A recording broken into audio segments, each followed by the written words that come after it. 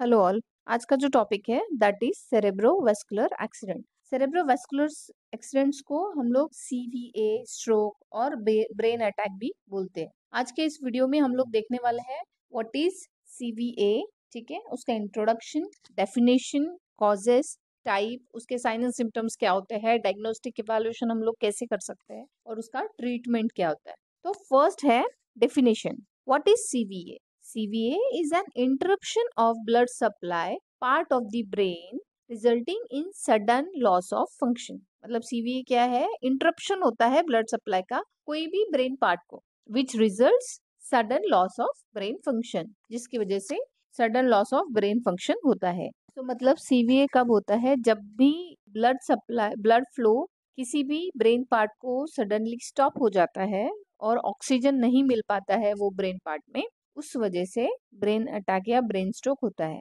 इसकी वजह से क्या होगा? ब्रेन में ऑक्सीजन की कमी होगी, जो ब्रेन सेल्स है वो डैमेज होते हैं।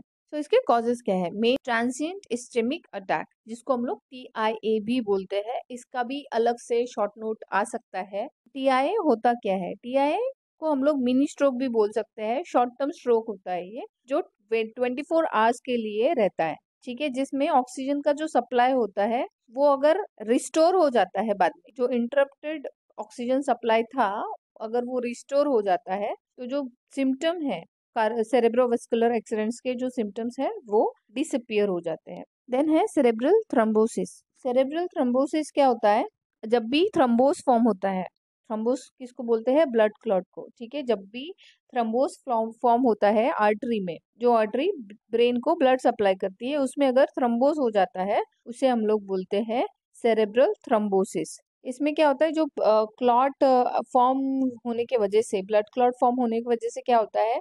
ब्लड फ्लो ऑब्स्ट्रक्ट हो जाता है और जो ब्रेन का जो भी पार्ट है, अफेक्टेड पार्ट है, उसमें ब्लड सप्लाई नहीं मिल पाता है और जो ऑक्सीजन की स्टार्वेशन होती है, ठीक है। ये होता है सेरेब्रल थ्रोम्बोसिस में। फिर है cerebral embolism. Cerebral embolism is also blood clot, but ये क्या होता है? सेरेब्रल एम्बोलिज्म, जो ब्लड क्लॉट है वो बॉडी के कोई भी पार्ट में होगा और वो ट्रैवल करते करते ब्रेन में पहुंचेगा, या फिर ब्रेन के ब्रेन वेसल्स में पहुंचेगा और जिसकी वजह से लॉजिंग होंगे, है ना। तो इसको बोलते हैं सेरेब्रल एम्बोलिज्म। सेरेब्रल थ्रोम्बोसिस क्या होता है? सेरेब्रल थ्रोम्बोसिस ब्रेन की जो ब्लड वेसल्स होते हैं उसमें ब्लड क्लॉट होता है, और सेरेब्रल एम्बोलिज्म क्या होता है? जो कहीं और ब्लड क्लॉट होगा और वो ट्रैवल करके ब्रेन के वेसल्स में आएगा, जिसकी वजह से क्लॉजिंग होता है। देन है सेरेब्रल हेमरेज। सेरेब्रल हेमरेज कब होता है? जब भी ब्लड वेसल्स बर्स्ट होती है, ठीक है। ब्लड वेसल जब भी रप्चर होगी और जिसकी वजह से इंटरनल ब्लीड होगा, उसको बोलते हैं हम लोग सेरेब्रल हेमरेज।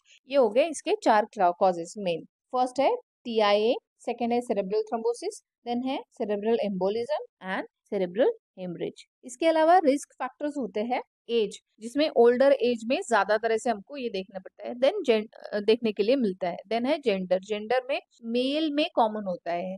नेक्स्ट है हेरिडिटरी। देन है प्रायर स्ट्रोक और हार्ट अटैक, जिसको भी पहले स्ट्रोक आके गया है या फिर हार्ट अटैक आके गया है, उनको CVA होने के चांसेस ज्यादा रहते हैं। Other than that other diseases जो है, ठीक है, हाइपरटेंशन है, डायबिटीज मेलाइटस है, कार्डियोवास्कुलर डिसीज है, जैसे या हार्ट डिसीज जो होते हैं, कोरोनरी आर्टरी डिसीज हो गया, कंजेस्टिव हार्ट फेलियर जो हो गया, आर्टेरियल फिब्रिलेशन हो गया, ये सारी कार्डियोवास्कुलर डिसीजेस में आता है। देन है ओबेसिटी। ओबेसिटी है, स्मोकिंग एंड अल्कोहलिज्म है, पुअर डाइट है, या पोस्ट मेनोपॉजल हार्मोनल थेरेपी जो भी वुमेन्स ले रहे हैं, उन लोगों के लिए भी चांसेस होते हैं CVA में। फिर इसमें टाइप्स क्या क्या होते हैं? मेन जो टाइप्स है वो 2 टाइप्स है, एक है इस्केमिक स्ट्रोक एंड सेकंड है हेमरेजिक स्ट्रोक। इस्केमिक स्ट्रोक जो होता है interrupted blood and oxygen supply. Ischaemia में क्या होता है? ब्लड और ऑक्सीजन का जो सप्लाई होता है वो स्टॉप हो जाता है या फिर कम होता है। हेमरेजिक स्ट्रोक में क्या रहता है? एबनॉर्मल ब्लीडिंग होती है। ये हो गए आपके टाइप। देन है क्लिनिकल मैनिफेस्टेशन।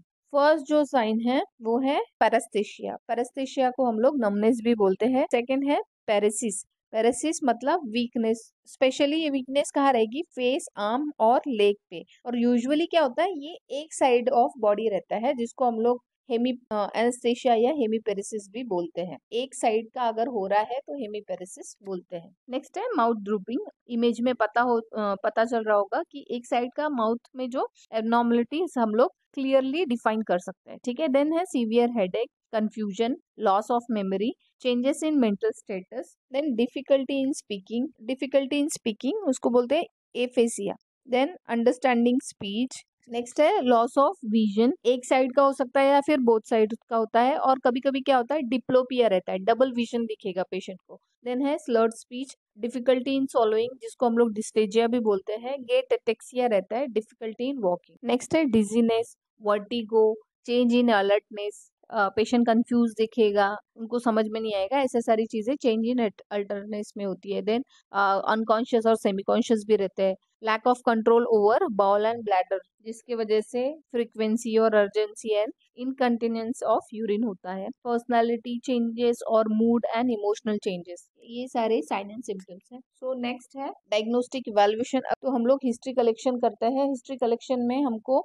देखना रहता है, there is a term called as be fast. B is equal to balance, हमको ये देखना है कि पेशेंट का सडन लॉस ऑफ बैलेंस तो नहीं हो रहा है। Then E for eyes, patient को ब्लड विजन है क्या, लॉस ऑफ विजन है क्या, वो देखना है। देन फेस, पेशेंट को स्माइल करने के लिए बोलना है तो जो स्माइल होगी वो अनइवन रहेगी और प्रॉपर तरीके से स्माइल नहीं कर पाएगा।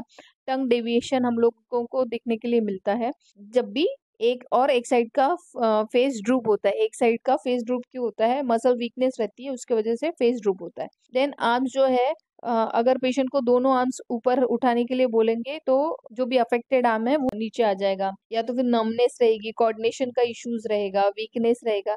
वो सारी चीजें हमको पेशेंट को पूछनी है हिस्ट्री कलेक्शन में। देन आता है स्पीच। स्पीच में क्या है, डिफिकल्टी, अगर कुछ स्पीकिंग डिफिकल्टीज तो है नहीं है, अंडरस्टैंडिंग डिफिकल्टीज तो नहीं है, ये सारी चीजें हमको देखनी। देन है टाइम, पेशेंट को कब ट्रीटमेंट मिला, कितने जल्दी वो पेशेंट हॉस्पिटल में पहुंचा, ये भी सारी चीजें पूछनी जरूरी रहती है। अगर टाइम पे मेडिकल हेल्प मिल जाती है तो पेशेंट का प्रोग्रेस जो है वो मेडिकल हेल्प कितने जल्दी मिलती है उसके ऊपर डिपेंड करता है। तो बी फास्ट हमको याद रखना है। First is a balance, second is eye, third is face, fourth is arm, then है speech and time. Be fast. Then आता है फिजिकल एग्जामिनेशन। फिजिकल एग्जामिनेशन में हमको पहले ABC देखना है, airway, breathing and circulation. Then हम फिजिकल असेसमेंट पूरे तरह से करते हैं, फिर उसके बाद में न्यूरोलॉजिकल असेसमेंट करते हैं जिसमें हमको GCS देखना रहता है, विजन देखना है, रिफ्लेक्सेस देखना है, स्पीच, पेशेंट का स्पीच और अंडरस्टैंडिंग भी देखनी है। ठीक है, कुछ एबनॉर्मलिटीज है तो नहीं करके। इसके अलावा हम लोग सिटी स्कैन भी करते हैं।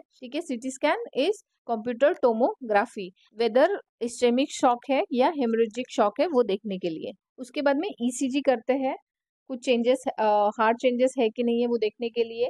कैरोटिड अल्ट्रासाउंड करते हैं। नॉन इन्वेजिव टेस्ट होती है जिसके वजह से कुछ नैरोइंग है क्या या स्टेनोसिस है क्या, उसकी वजह से ये ब्लड फ्लो डिक्रीज हुआ है आर्टरीज में, ये सारी चीजें हमको कैरोटिड अल्ट्रासाउंड से पता चलती है। फिर हम लोग सिटी स्कैन भी करते हैं, सिटी स्कैन विथ एंजियोग्राफी भी करते हैं, कन्वेंशनल एंजियोग्राम। इसमें क्या होता है, एक लॉन्ग कैथेटर ट्यूब इंसर्ट किया जाता है आर्टरी थ्रू, जो हमारे ग्रोविन में रहती है या फिर आर्म में रहती है, वहां से एक थ्रेड डाला जाता है टू द ब्रेन, जिसमें से डाई इंजेक्ट करते हैं और एक्सरे लेते हैं या सिटी स्कैन करते हैं, इको करते हैं एंड लैब टेस्ट करते हैं। लैब टेस्ट में CBC करते हैं। उसके अलावा सोडियम, पोटेशियम और क्लोराइड का लेवल देखते हैं, सीरम इलेक्ट्रोलाइट्स का लेवल देखते हैं, ब्लड शुगर लेवल देखते हैं, लिपिड्स लेवल देखते हैं जिसमें HDL कोलेस्ट्रॉल, LDL कोलेस्ट्रॉल और ट्राइग्लिसराइड स्पेसिफिक करते हैं। फिर उसके बाद में कोएगुलेशन स्टडी भी करते हैं जिसमें PTT और APTT हम लोग देखते हैं, जहाँ जिसमें से हमको क्लॉटिंग या ब्लीडिंग की टेंडेंसी पता चलती है। ये हो गया आपके डायग्नोस्टिक इवैल्यूएशन। देन आता है मैनेजमेंट। तो पहले हम लोग जनरल मैनेजमेंट डिस्कस कर लेते हैं। ठीक है, हमको एयरवे पेटेंसी देखना है, अगर कुछ भी फॉरेन बॉडी है, डेंजर्स है, ठीक है, ये सारी चीजें हमको देखनी है। ऑक्सीजन थेरेपी देना है टू अवॉइड हाइपोक्सिया। पेशेंट का लेवल ऑफ कॉन्शियसनेस चेक करना है थ्रू GCS। पेशेंट के पास में इंट्यूबेशन रेडी रखना है for any emergency. Then control hypertension the help of antihypertensives, control the diabetes mellitus through the insulin therapy, for check vital signs every 2 hourly thoroughly। intracranial pressure को manage करना है through elevate the head end। ठीक है, bed का जो head है वो elevate करना है 30 डिग्री, और हेड और नेक जो है उसका अलाइनमेंट स्ट्रेट रखना है, और हेड जो है वो सीधे एक लाइन में रखना है, हिप का फ्लेक्शन अवॉइड करना है, अननेसेसरी सक्शन अवॉइड करना है। अगर पेशेंट इंट्यूबेटेड है और पेशेंट को सिक्रेशन नहीं है तो अननेसेसरी पेशेंट को सक्शन नहीं करना है। सक्शनिंग से क्या होता है, आईसीपी रेज होता है। फिर इसके अलावा इंजेक्शन मैनिटोल और फ्रूसिनामाइड हम लोग एडमिनिस्टर कर सकते हैं एज पर दी डॉक्टर्स ऑर्डर। मेडिकल मैनेजमेंट में जो है फर्स्ट लाइन ऑफ ट्रीटमेंट वो है थ्रोम्बोलिटिक थेरेपी। थ्रोम्बोलिटिक थेरेपी में क्या होता है, टिश्यू प्लाज्मोजेन एक्टिवेटर जो है वो पेशेंट को इंड्यूस करते हैं या फिर टिश्यू प्लाज्मोजेनिक एक्टिवेटर जो है पेशेंट को एडमिनिस्टर करते हैं। क्यों? क्योंकि जो ब्लड फ्लो है उसको रीएस्टैब्लिश करने के लिए थ्रू दैट ब्लॉक्ड आर्टरी। ठीक है, there is a one concept called as door to needle less than 1 hour. मतलब पेशेंट जो हॉस्पिटल आता है और जो थ्रोम्बोलिटिक थेरेपी एडमिनिस्टर करते हैं वो जो टाइम है वो लेस देन 1 आवर होना चाहिए, उसको बोलते हैं हम लोग डोर टू नीडल कंसेप्ट। इसके अलावा हम लोग एंटीकोएगुलेशन थेरेपी देते हैं, फिर जिसमें क्या होता है, लो मॉलिक्यूल वेटेज ऑफ हेपारिन हम लोग पेशेंट को एडमिनिस्टर करते हैं। एंटी हाइपरटेंसिव मेडिकेशन वैमेप्रिल देते हैं, ड्रग ऑफ चॉइस। देन है एंटी इपिलेप्टिक मेडिकेशन जो हम लोग कन्वल्जन अवॉइड करने के लिए देते हैं, दैट इज फिनोटॉइन। देन हम लोग एंटी इन्फ्लामेटरी ड्रग्स देते हैं, दैट इज कॉर्टिकोस्टेरॉइड। ऑस्मोटिक डायोटिक्स देते हैं टू कंट्रोल आईसीपी प्रेशर, पल है उसका मैनिटॉल। देन हम लोग देते हैं mild analgesic, that is ibuprofen. ये सारी जो मेडिकेशन है वो as per the doctors orders होती है। देन है सर्जिकल ट्रीटमेंट। सर्जिकल ट्रीटमेंट में एंडाटेरेक्टोमी, इसमें क्या करते हैं हम लोग, रिमूवल ऑफ एथेरोस्क्लेरोसिस प्लैग, जो प्लैग होता है जिसकी वजह से कैरोटिड आर्टरी ब्लॉक हुई रहती है उसको हम लोग रिमूव करते हैं। देन है carotid stenting, carotid stenting with angioplasty and without angioplasty भी करते हैं। इसके अलावा सपोर्टिव ट्रीटमेंट हम लोग देते हैं, first is occupational therapy, next is physical therapy, third is speech therapy और ऑर्थोटिक मैनेजमेंट करते हैं। नर्सिंग मैनेजमेंट में हम लोग नर्सिंग डायग्नोसिस देखेंगे, ineffective cerebral perfusion related to interruption of blood flow as evidenced by altered level of consciousness or motor or sensory response. Next है activity intolerance related to neuromuscular involvement as evidenced by limited range of motion. Then है imbalanced nutrition less than body requirement related to impaired solving. Then risk of injury related to neuromuscular deficit evidenced by inability to perform daily living activity, and self-care deficit related to neuromuscular impairment as evidenced by inability to perform daily living activity. ये हमारे 5 nursing diagnosis हो गए। अब इसका prevention क्या है? Prevention major में हमको पेशेंट को क्या बोलना है, लाइफस्टाइल मॉडिफिकेशन के लिए बोलना है। स्मोकिंग अगर पेशेंट कर रहा है या फिर हिस्ट्री है तो उनको बोलना है कि स्ट्रिक्टली अवॉइड करे। अल्कोहल कंजम्पशन के लिए भी स्टॉप करने के लिए बोलना है पेशेंट को। देन पेशेंट को एडवाइस करना है टू मेंटेन हेल्दी वेट।